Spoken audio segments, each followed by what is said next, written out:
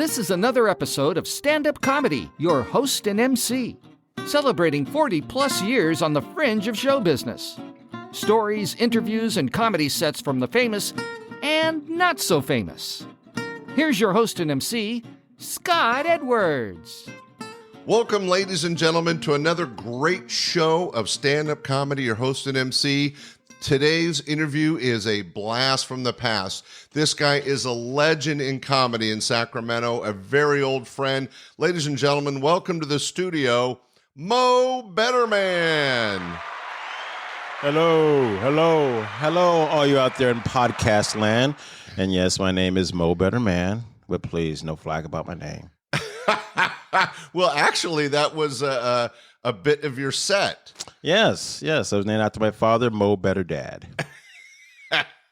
Well, people have actually heard that set if they've listened to the podcast. I've been able to showcase some of your humor earlier on. But it's so great to have you in the studio, Moe.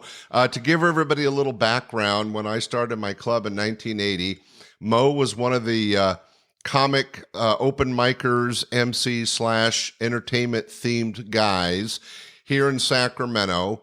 And we're going to talk about everything he went on to. But, I don't know the story of how you decided to get into comedy and entertainment. Oh, I think it's much like other comics, you're trying to avoid having a real job. I want to do something that's fun and relevant. And so what stands out more than the stand-up comedy, right? Right. Now, the first time you were on stage, though, wasn't at Laughs? No. It was at a little club called the Metro. I remember the Metro. Yeah, the Metro. Yes, they had open mic Wednesdays hosted by John Boyle. He had a different name at the time. Anyway, John Boyle was the MC and host and the first one to, give me a shot doing stand-up. You do the first 5 minutes of your stand-up career, and you think you're on fire. You want to go on to Carson after that. He was the one. He was like my comedy mentor in cool. in the very beginning. Oh, that's really cool. I know that when you came and started hanging out at my clubs, I immediately latched onto your talent. Not only are you a funny comic, but just you have a humorous personality. You find comedy in almost any conversation. And I know that I totally took advantage of your talents. I had you MC some of my shows. You were an open micer. You did some of my concerts, some of the Laughs in the Park. You were a big part of those early days at Laughs Unlimited. Hopefully, like me, you have good memories of those times. Yeah, you know what? When you first start on something, everything's new and fresh and real, before you get all crusty and jaded. And those were good times. Now, when I go on stage, it's, like a cold professional. I don't get nervous. As back then as a kid, you're going on stage, you're nervous, you got all these jokes going through your head. Am I going to be funny today? Now when I go on stage, I don't care if I'm getting funny as long as the check clears. As long as the check clears. I'm good. Sometimes comedy is magic. Sometimes it's just a paycheck, ladies and gentlemen. Well, true and funny. We shot into how you were already working. I did want to ask, do you remember your first joke or bit that you did on those open mics at the original bar or that you brought into Laughs? Was there something you were doing early on that you remember? Well, the Moe Betterman's always been a classic. That's usually how I open. Yeah, so you're the Moe Betterman. Moe Betterman. With the Moe Better Dad, but it goes farther. Yes, no matter who I stand next to, I'm always the Moe Betterman. Stand next to a doctor, I'll be the Moe Betterman. Stand next to a lawyer, be the Moe Betterman. I stand next to LAPD, I let them be the Moe Betterman. I may be Moe Better, but I'm not baton proof. There you go. Ba-dum-bum. Yeah, there you go. That's definitely from the mid to late 80s. That's the good opening stuff that you always had. And I was talking about at Laughs Unlimited how you start off as an open micer, but I quickly put you to work. You're a tremendous MC. You're good with a crowd. I was the house MC, but I couldn't be there 7 nights a week, and you would MC occasionally for me, and I think you even hosted a few of the open mics. All right. Well, what a lot of people don't realize is that every aspect of stand-up, from the host to the feature to the headliner, has a certain je ne sais quoi, a certain way it's supposed to be done to be done professionally and to be done well. And I don't know if I studied it or happened to stumble across the correct way to be a good host. And it's very important for the show to get everything warmed up.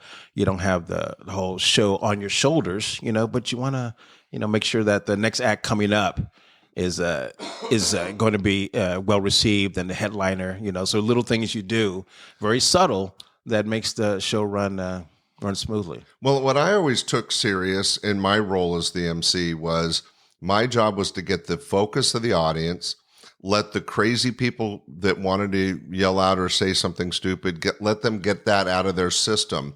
In other words, set up the professional comics the best I could by taking control of the room. And I did that through interaction with the audience, my booming voice, and the fact that as the only guy on the stage with a microphone, if you know what you're doing, you can command the room. Mm-hmm. And that's always so important. But you also hosted a few of the open mics, and you were really involved in the comedy scene back in the 80s and 90s. Do you feel like, I know Sacramento's not a hub, but we've had some good people come out of here. Yes, and most noteworthy, Carlos Rocky. Oh, you remember Carlos? Carlos and I go way, way back. He could do 1,000 voices in just 5 minutes. Yeah, you've all heard his voice on cartoons, but he was also one of the stars of Reno 911. Exactly, yeah. But, another one that a lot of people don't realize, Brian Posehn. Brian Posehn. Was a regular, semi-regular on The Big Bang Theory. Terrific guy. I got to work with him when he was just getting started. Do you remember his comedy name he went by back then? No, what was it? The Piranha of comedy. And if you're out there listening, Brian, that's what you called yourself. That's so funny because he's actually one of the nicest guys. You saw that on the Big Bang Theory TV show. He's a big guy, but he's just a mouse and just sweet as can be. Very nice guy. And I used to sit in the audience with his mom. And his mom would be worried about what direction he was taking his comedy. It was so sweet. And we were both helping him develop his act at the time, but it was hilarious. But there was others. Tim Medore, who used to be on KZAB, right, is now a regular on the Bob and Tom radio show. And of course, our friend Karen Anderson. Ended up being a TV writer on the Ellen show. Right. Yes. So there's a lot that have come from Sacramento. And you've worked with all of them. I have. One thing about people in Sacramento, it's very nice people, and it's a close-knit community. I think that's what helps the most. When you go to like LA and whatnot, you get cliques, but here in Sacramento, there weren't really cliques. People would help each other, and you could just call up and say, "Hey, Karen, I want to do a show. I'm driving up to Montana. You want to come with me?" They need co-features. Like, sure. They jump in a car and you drive like 15 hours to do like a... See, that's a true friendship, and that's because you wouldn't be able to do that with just anybody. Right. The other thing I think we lucked out on is that we're so close to the Bay Area, which was a hub for new comedy. And so a lot of those people came through town. My audience has heard several times the stories of people like Dana Carvey starting here and doing a lot of work for us in those early days. Now, you took that. You worked a lot for me. Do you remember how you came to work at Laughs? Yes, it was through the comedy competition that you would hold. Yeah. Yes, you had a comedy competition. And the first, that was when I was still young in the business. I had maybe a good 10 minutes, And I think that was the year that Dale Van Dyke won. He was one of the other people I would see. It would be kind of like a mentor. I said, "Oh, wow, stand-up comedy competition. I got 5 minutes. I could do it." I never won, but I did get work from that. And I think that's what's the most important. Well, if it brought you to my attention and we got a chance to work together several times after that, it was worth it. Yes. And it was also a lot of fun, to see, because at that time I was still new to the business, and I got to see a lot of different types of comics, different styles of comedy. Well, that brings up a good point, because with the wealth of talent that was coming through my clubs, which were A-rooms, people from all over the country, but a lot of Hollywood celebrities would come through. Who did you get to work with that kind of stood out as memorable for you? Well, I did get to work with Soupy Sales. Oh, were you on that Classic, show? yes. Classic Soupy Sales. I met Pat Paulson through you. And there was another guy's name I can't remember, but he was really big at the time. He did a bit about, is there a monkey in my nose? Oh, You Jeff remember Altman. him? Yes, Jeff Altman. And actually, it was a paramecium in my nose. He was a regular on the Letterman show for years. Yes, exactly. No, Jeff Altman's a great guy. Yeah, so I always thought what was interesting was even though those guys were working for me and I, quote unquote, was the boss at the time, I was learning a lot about the industry and comedy from them from the early days. Bob Saget, Collier, Harry Anderson were kind of teaching me the ropes and showing me the highs and lows. So I'm sure you picked up stuff from working with lots of comics. Exactly. Before I actually got out on the road. Once you work with comics that are in a club, you hear road stories, and you also get to see how you handle yourself. You see how different comics handle themselves, but you choose the one that you want to be like. You want to be the guy who is always, quote unquote, tampering with the mayonnaise, or do you want to be the consummate professional that people can rely on? Well, and I chose to be the professional, not always, the goofball. Well, I think that's important that comics need to decide early on. There's a lot of guys that made a great living being antagonistic or loud or abusive or abrasive, but there's a lot more comics that became celebrities by being relatable to the audience and professional, as you would say. But we've worked with them all and had a chance to experience them all. And it is I've tried to explain to the audience, working in a room like Laughs Unlimited for comics is like going to college or university. You're past the beginning open mic thing generally, but you're on the path to something bigger and brighter, hopefully. Right. And you can be loud and brash as long as that's, your persona. When it comes to, comedy, basically it's a business like anything else. So no one wants to hire someone who's going to be too far out there. You want to hire someone that you can rely on. It's going to get the laughs, make the audience happy. And having, I think, the experience to work with some of the classics, and I don't mean to age them, but they really were Soupy Sales, Pat Paulson, to name a couple, that come from the comedy school of the 50s and 60s before our time, really. Right. And how they approached comedy and the fact that they really cut their teeth working in jazz clubs and strip clubs, which, before A-rooms like Laughs and other clubs like the Comedy Store and the Improv opened up. Yes. Yeah, try doing a good tight 15 in a strip club. I'm there to see naked ladies. What? Yeah, we're stopping for comedy. Yeah, not really a supportive crowd to be entertaining to, but that proved their mettle because they were able to somehow deal with the crowd, get them to focus, get them to listen, hopefully get a few laughs, and then get off the stage on time. Right, exactly. So, and with their clothes on. Presumably.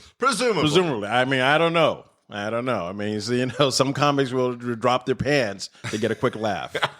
We've seen that. Remember Baby Man Bruce Baum? Yes, exactly. This was a hilarious bit where Bruce Baum, a terrific prop comic out of L.A., would cover himself up in an orange blanket or something, and then you'd be making jokes and rustling around inside of it. But then when he opened it and dropped it, he'd be standing there butt naked except for a diaper. A big diaper. And it was Baby Man. Yeah, Baby Man. Oh, yes. It was so funny. And the crowd always, when he dropped that orange, like giant pillowcase, whatever he was in, the audience would just lose it. Classic. Yeah. And then, of course, he would have... I don't know, 5 or 10 minutes of jokes on Baby Man, and it was great to have that experience. But anyway, it shows that there's a number of different ways to attack the comedy game. Now, you come across, as I said, a combination of a professional MC, open mic. You featured for me a few times. You're good with an audience. you could do both material and interact with the audience, which not every comic can do. Yeah, well, that came out of necessity, because in the beginning, you think you have really hot stuff. And then you have good hot stuff, but it's only 10 minutes. So you have to do more. You book yourself for a 30-minute gig, especially these overnighters. And then you say, okay, all right, I just burnt through all my material. No one's laughing. Now what do you got to do? So then you go right to the audience. Right. And depending on the audience, and I've tried to explain to up-and-coming comics, you never have an idea of what the crowd's going to be like. Are they... they paid a admission, so hopefully they're there for the comedy and there to be respectful. But we've both dealt with the drunk, the obnoxious, right.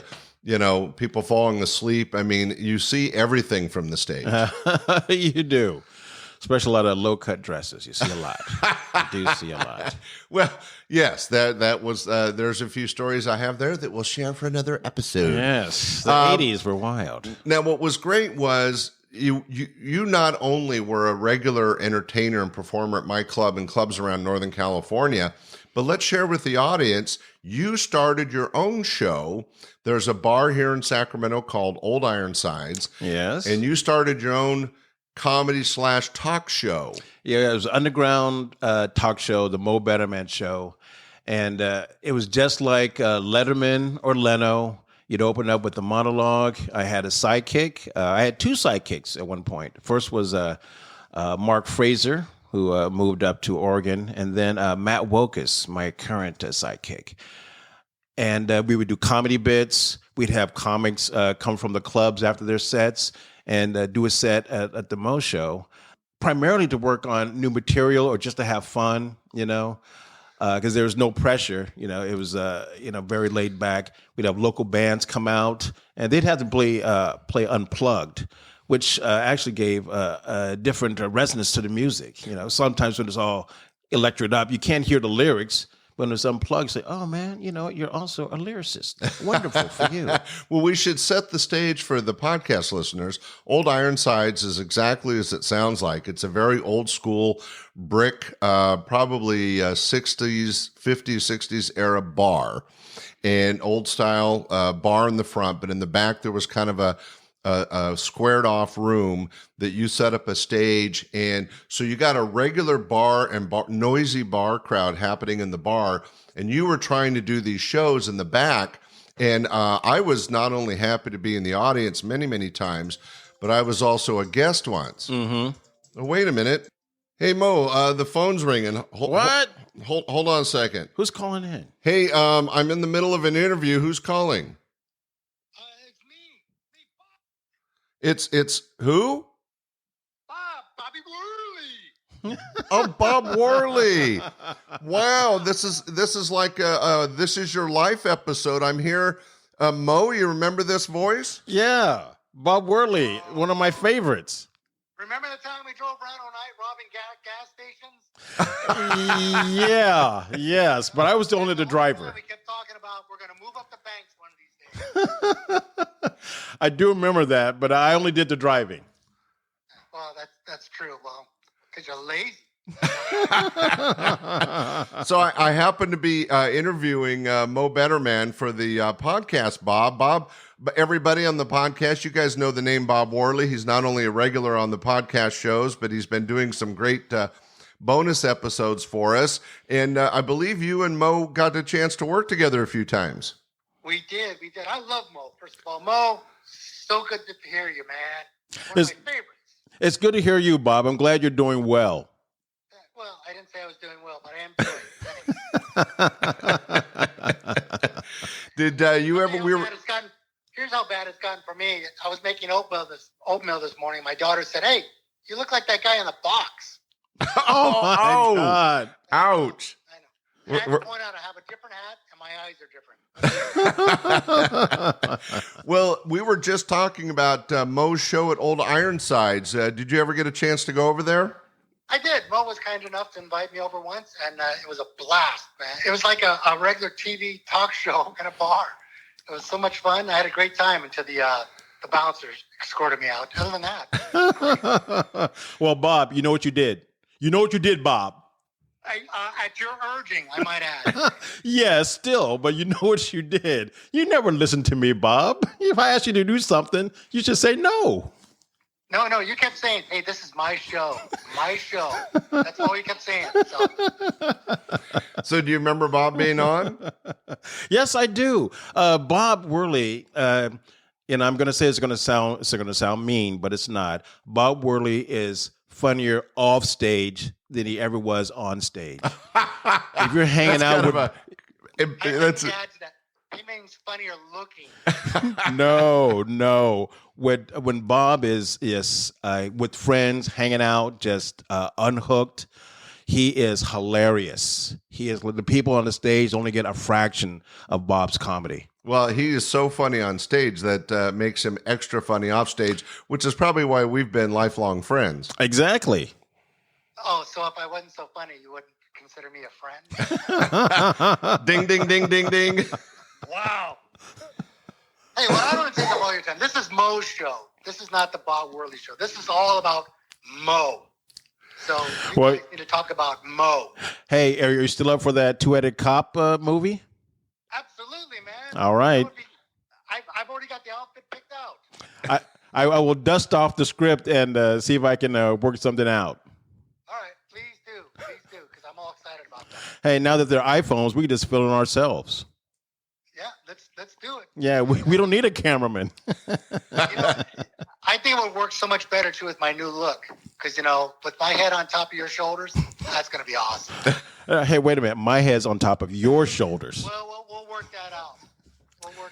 All right, you two kids obviously have things to talk about away from me, so I will let you go. But I'm so glad you called and got a chance to say hi. You guys probably haven't seen each other in a little bit. It's been many years, yes.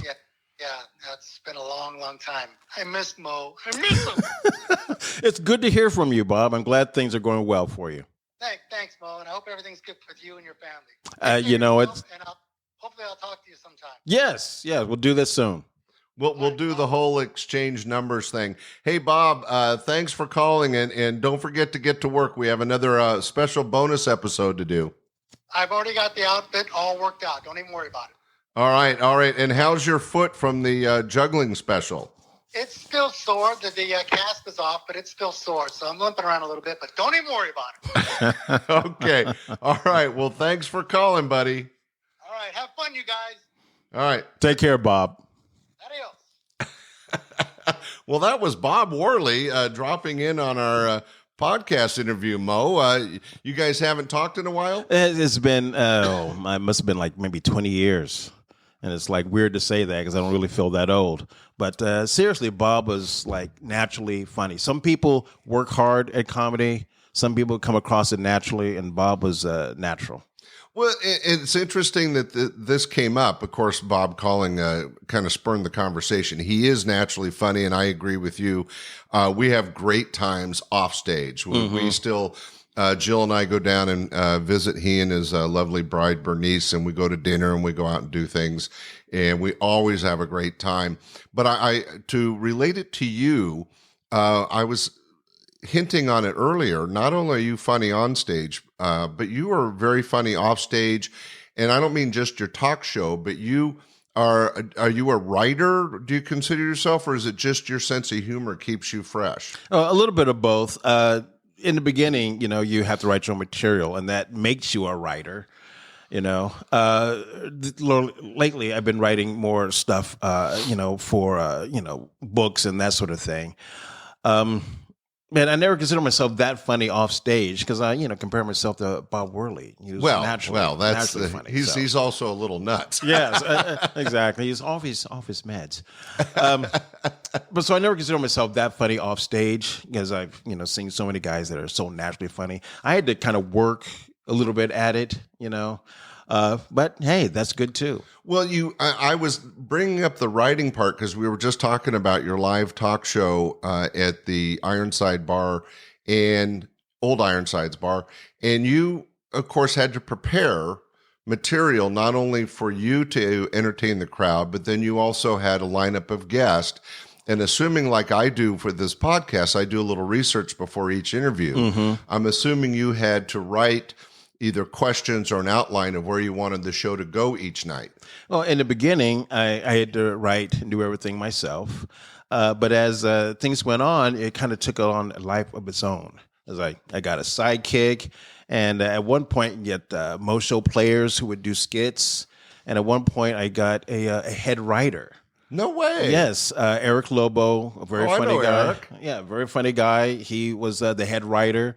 So I would, focus mostly on the monologue and one of the comedy bits, and he would do the other comedy bits and coordinate with the other cast members. So at a certain point, it was, had the same dynamics as any other talk show. Now, that was one of the things that caught me off guard because I was around through over a decade of the Moe shows. But what I was not aware of, and we talked a little bit about before we started this recording, that went on for several years. What would you say the timeline for the Moe Betterman show at Old Ironsides was? It was about 9 years. Wow. About 9 years, yes. Every Wednesday, without fail. A couple of times I had to have someone sit in as a guest host, just like Johnny would every now and then. But most of the time it was me, and me and my sidekick, Mr. Wilkes or Mr. Fraser, and the guest. It just took on a life of its own, pretty much. That's exciting. Now, who do you recall were some of your special guests or the shows that really stand out to you? When Tom Kenny came down, that was a fun show. Tom Kenny's brilliant. Yeah, he's very funny, and we were, close personal friends at that time. Because I would go to San Francisco from time to time. Will Durst would come down with his political takes. Kevin Kataoka would come down. Oh, Kevin, also very funny him. guy. Yes, he's in L.A. now. Yeah, he's still kicking. As far as I know. No, I just meant I miss his comedy. Kevin, who ended up doing some television work later on, was just a great guy to have on stage. Will Durst, longtime regular at my club and kind of a mentor to me in a few ways. He's a brilliant guy. So you had a chance to kind of tap that flow of entertainment going through town. Right. But the one who came by the show the most was Johnny Steele. Very funny comic. One of the guys, again, that's very funny off stage than on stage. Funny on stage, but off stage, the guy's a blast. Oh, wow. Yes. I don't know Johnny that well off stage. For example, you and I know you went to a couple of our bowling nights, and I know you've been to some of the parties. So and I've been to your shows. So we've done a lot away from the clubs. Johnny worked for me at the clubs, but I didn't hang with him after, so I wasn't aware of that part of his personality, but a very funny comic. Very funny guy, good guy, Loves to wear the pork pie hats even back then. Well, you have to have a look. Yeah, exactly. A style, right? Makes a difference. So we've kind of caught the audience up. You had your Laughs Unlimited days. You had your own the Moe Betterman show days. But you and I have not worked together actually in about 20 years, a little bit more. Kind of give me a quick synopsis. What have you been up to? How have you taken what you learned as a stand-up comic and as a humorist that's brought you into the last couple decades? Well, what I've been doing is I did the Moe show, right? I did some road work.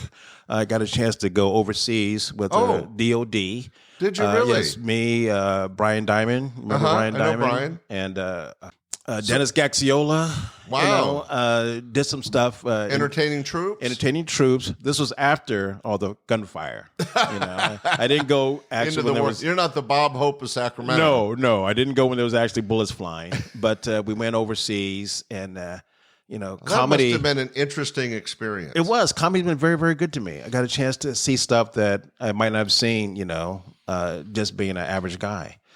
Got a chance to go to Diego Garcia, which is in the middle of the Indian Ocean, about 7 degrees off the equator, beautiful island. The only ones there are like the Navy and the Air Force, at least back then. I don't know what's going on now. Well, I think that we could both say that comedy took us down a path of interaction with people. And my wife and I talk about this once in a while.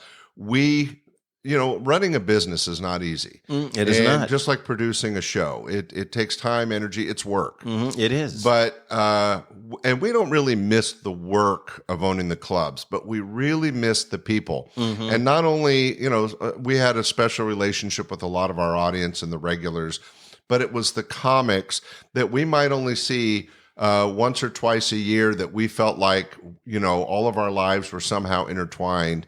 And those relationships really meant something. And then now, as we look past, as we're getting a little longer in the tooth, great memories of times that we had, like going to your show, like going out bowling, like doing laughs in the park, and the Great Northern California Comedy Competition. Yes, exactly. All these things were momentous and fun at the time, but also a joy to look back on. Right, it is, yes. I remember the laughs at the park, and people sitting around and, during your bit. It was different because it's the middle of the day, and... not a dark, closed night. Exactly. We're out in a park with there's kids running around and dogs. Exactly. And while you're doing your bit, you're saying, keep it clean, keep it clean. Yeah. Don't go blue, don't go blue. Yeah, good for you for doing that, by the way. Not everybody followed that. So you've been doing, you've kept doing your shows and stuff, but what's kind of kept you going? How have you used your tools? Well, I've been, before, recently I was doing the Suspects Murder Mystery Dinner Theater. Oh, we didn't even talk about that. I totally spaced on that. It's in my notes even. Everybody in podcast land, we have a professional actor in our midst. I'm an actor. While he was doing stand-up comedy, while he had his own talk show at Old Ironsides, you were also the main detective and main drive behind the mystery dinner theater where you would solve a crime. Was that once a week as well? Well, yes, usually on Saturdays. Tell the audience about it. Well, it was Suspects Murder Mystery Dinner Theater. You get a salad and a murder. You get an entree and a murder. You get a dessert and a murder. And whoever figures it out will win a prize at the end. I was one of like three detectives. It was me, Matt Wilkins, my sidekick, and another guy, Eric Post. And we had a couple of hosts, Mr. Baguette and Shireen Hickman was one of our hostesses. And, you come in, we throw clues. It was always comedy-based. So that's why, I thrived in that. Instead of doing bits, though, you would do more riffing off the audience members. Now, this is, if you've never been to a mystery theater, kind of suspects mystery theater kind of thing, think of the board game Clue. Exactly. Only it's live people, actors, and you have people that paid to have dinner. And while they're having dinner, they're given some information, and some of them are suspects, and one of them's a murderer. Right. Clues pop up. Was somebody a victim? Yes. People would die, but never from the food. Never from the food. Good. You get stabbed or electrocuted or something. Anyone who died was, an actor amongst them. We wouldn't kill off any paid customers, right? So how many years did you do that? Oh, man. Because that was a very popular, it was almost in competition with us as a comedy club, because people would go, well, we're going to get one entertainment this week. We're going to go to the comedy show. We're going to go to the mystery theater and be a part of a murder mystery. Well, I did it for about 15 years, it seems. Wow. But I do remember at one point there was some sort of partnership where after they would do the murder mystery, they'd go over for the second show at Laughs, the late show. And make a deal out of it. Yeah, we did partner on some promotions that way. I think, you and the Coins got together on that, I believe. Yeah. So they would do that. That's a full night. Come back. It is. But, once you're no sack, once you pay that parking, you may as well stay. Right, they would have dinner over there and then come over for our late show. Right, but exactly. Still, I had no clue you did it for 15 years. Yeah, you're looking back, the time sneaks up on you. Yeah, yes. But you were acting, and I know that since then you've actually had a couple bits in 2 movies. Which movies were those? You played a security guard in some movie about Sacramento. Oh, yeah. I mean, you've done some acting. Right, yes. That was a Lobo production. Yes. I got to throw my friend Jason Patrick down some stairs. And then there was one other one. He was my friend before I threw him. I don't know if he's my friend now. I threw him kind of hard. The reason I brought it up is that one of the other things that's interesting about being on what I call the fringe of show business here in Sacramento is that not only did you and I have a lot of unique experiences on stage, but it opened doors to other things. I was a walk-on in a couple movies. I did a couple TV commercials. You obviously did a couple things. So we had some fun outside of the stage club. And the Murder Mystery Theater, 15 years, that's incredible. So you mentioned also on the phone, are you writing children's books? I am. That's exciting. Do you remember Encyclopedia Brown? Yes. Yes. When I was a kid, that was one of the books I really enjoyed reading. For those you don't know, it's about a kid who lives in a small town. His dad's a police chief. And the kid's an encyclopedia because he knows so much. And he helps solve, local mysteries, mostly surrounding about kids. Right. And so I really enjoyed that, and I wanted to do something like that, for another generation. Are you published? Not yet, but it's a series of short stories. The title, every time I think of it, just makes me laugh. That's why I know I like it. It's called Peanut Butter and Jerry. Peanut Butter and Jerry. Exactly. And it's a crime mystery involving children. Kids, yes. Peanut Butter is a 10-year-old boy, and his friend Jerry is his friend. And they come across, kid mysteries, and they solve them. I think that's a great idea. Hey, if anybody's out there, a publisher, give Moe Betterman a call. Yes, Peanut Butter and Jerry. That just the title makes me laugh. No, it's great. How many of you have you completed a few of the stories? Well, I have one almost complete and several of the short stories. I'm trying to decide how many to put in a book, like 12, because they're reasonably hefty. Right. So, Well, you got the whole mystery to solve. Exactly. So they're kind of like children's Sherlock Holmes. Exactly. Oh, exactly. I love Sherlock Holmes was my favorite, and I read all the Doyle books, and it's just cool that you're doing that for a new generation, and I wish you a lot of luck when we get done with this. I got my fingers crossed. We'll have to talk. I've published a couple books, so maybe we can work something out. Hey, I did want to kind of bring it all together in my research and in our conversation before the show. So you've done all these different pieces of entertainment. And as I mentioned in your intro, I think of you as kind of a comedy legend in Sacramento. Everybody knows you. In 2019, just a couple years ago, didn't you have a reunion Moe Betterman show at Old Ironside? Yes, we did. That was like a 20-year reunion? Almost 30? Not quite 30, probably closer to 15. Wow. Yes. Now, I know, because we talked about it, you had two of my good friends from this area, Chris Hobbs and Jim Farrell. Yes. And I want to drop their names because Chris Hobbs has already, both Jim and Chris have been heard on the podcast in Old Bits. But catch us up. How did that reunion show go, and how are Chris and Jim? Oh, Chris and Jim are doing great. And just a little side note, Jim Farrell, very funny guy.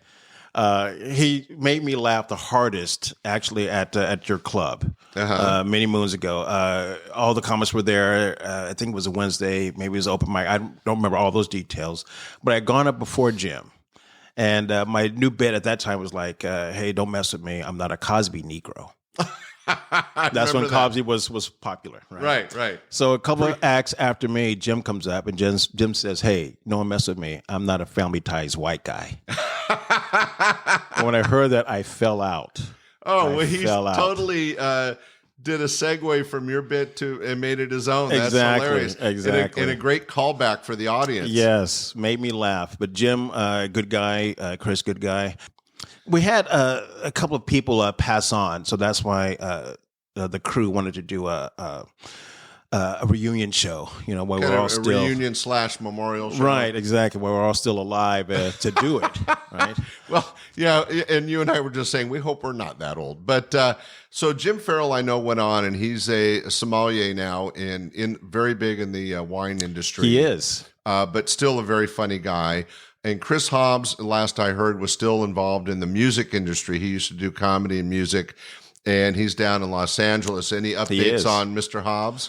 Well, Chris Hobbs is still his same crazy self. You know, he's one of those comics that you can't contain. You know, if you invite him on the show, you know, you get what you get, right? And that night he was off the hook, as the young people say.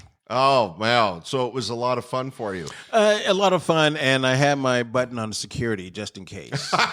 Anybody got out of control. Yeah, exactly. I said, stun him if you need to. Oh, that's so funny. So Chris Hobbs, for everybody, looked like a young John Denver. Yes. Very innocent looking guy. And then he had a pretty innocent act, but then he could take that John Denver peaceful, soft coming look and totally turn it on you. Yeah, exactly. And I think that that was something that kind of worked for him. It did. He would lure the audience in with his innocence. That's a great way to put it. And then hit him with some humor. Mm-hmm. Well, Mo, we've had such a great history.